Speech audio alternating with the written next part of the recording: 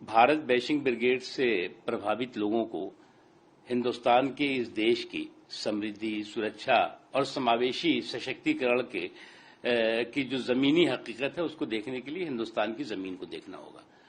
अगर आप Bharat bashing brigade के दुष्प्रचारों के आधार पर भारत को बदनाम करने का हिस्सेदार, भागीदार बनेंगे तो निश्चित तौर से कोई उसे स्वीकार नहीं करेगा। आज नरेंद्र मोदी जी के शासनकाल में development with dignity, empowerment without discrimination, सम्मान के साथ विकास और बिना भेदभाव के सशक्तिकरण का एक बहुत ही स्वर्णिम माहौल और अवसर बना है।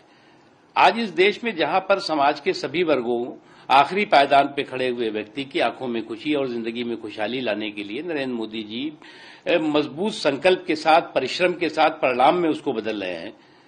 उसका नतीजा है कि आज समाज का सभी वर्ग बराबर से विकास का हिस्सेदार, भागीदार बन रहा है। उसमें अल्पसंख्यक समाज भी है। आज इस देश में जो सुरक्षा की बात मैं कह रहा हूं, तो आज इस देश में कोई भागलपुर नहीं हो रहा है, भिवंडी नहीं हो रहा है, मलियाना नहीं हो रहा है, मालेगांव नहीं हो रहा है, हैदराबाद नहीं हो रहा है, इलाहाबाद जैसे महीनों चलने वाले सांप्रदायिक उन्माद और नरसंहार नहीं हो रहे हैं, सन 84 जैसे जन नरसंहार नहीं हो रहा है। आज जो है वो समाज का सभी वर्ग सुरक्षा और समृद्धि के संकल्प को महसूस भी कर रहा है, उसका हिस्सेदार, भागीदार भी बन रहा है।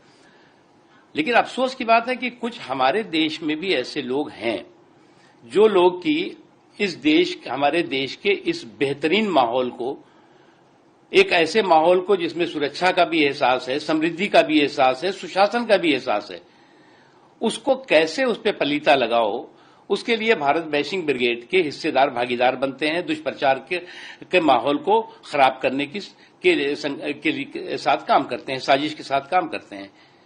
लेकिन उस तमाम चीजों के बावजूद आज नरेंद्र मोदी जी को दुनिया के तमाम देश हमारे इस देश के सम्मानित भी कर रहे हैं। और यह उनका सम्मान नहीं है, बल्कि इस भारत की बढ़ती हुई शक्ति का सम्मान है, भारत की समावेशी सोच का सम्मान है। भारत में नरेंद्र मोदी जी के परिश्रम की ताकत और तपस्या के परिणाम ने, या परिश्रम के परिणाम और तपस्या की ताकत ने जो भारत को एक उभरती हुई व्यवस्था और उभरती हुई शक्ति के रूप में स्थापित किया है, उसका सम्मान है।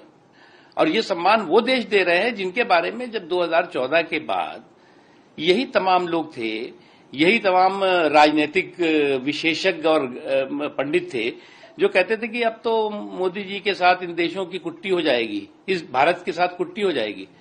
आज तो उल्टा हो गया। आज वो देश जिन देशों के बारे में कहा जाता था, आज देश नरेंद्र मोदी जी को अपने देश के सर्वोच्च सम्मान से सम्मानित कर रहा है। ये हर भारतवासी, ये मोदी जी का सम्मान नहीं है, ये भारत का सम्मान है और हर भारतवासी गर्वान्वित महसूस कर रहा है। लेकिन अफसोस की बात तो मुझे ये है कि मोदी जी को हर दिन अपशब्द कहने वाले लोगों के एक शब्द भी भारत को मिले इस सम्मान के बारे में सकारात्मक नहीं सुनाई पड़े, क्योंकि उनके अंदर तो लगता है कि कुंठा है। कैसे देश को कोई अगर देश के खिलाफ बोलता है तो उसके सुर में सुर मिलाते हुए दिखाई पड़ते हैं।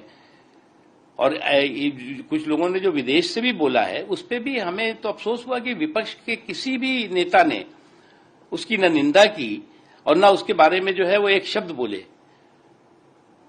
तो ये जो तमाम चीजें हैं, ये एक सुनियोजित सोच और एक ऐसी सोच है जो सोच की भारत को बदनाम करने की कोशिशों में लगी रहती है, जो नाकाम होती रही है।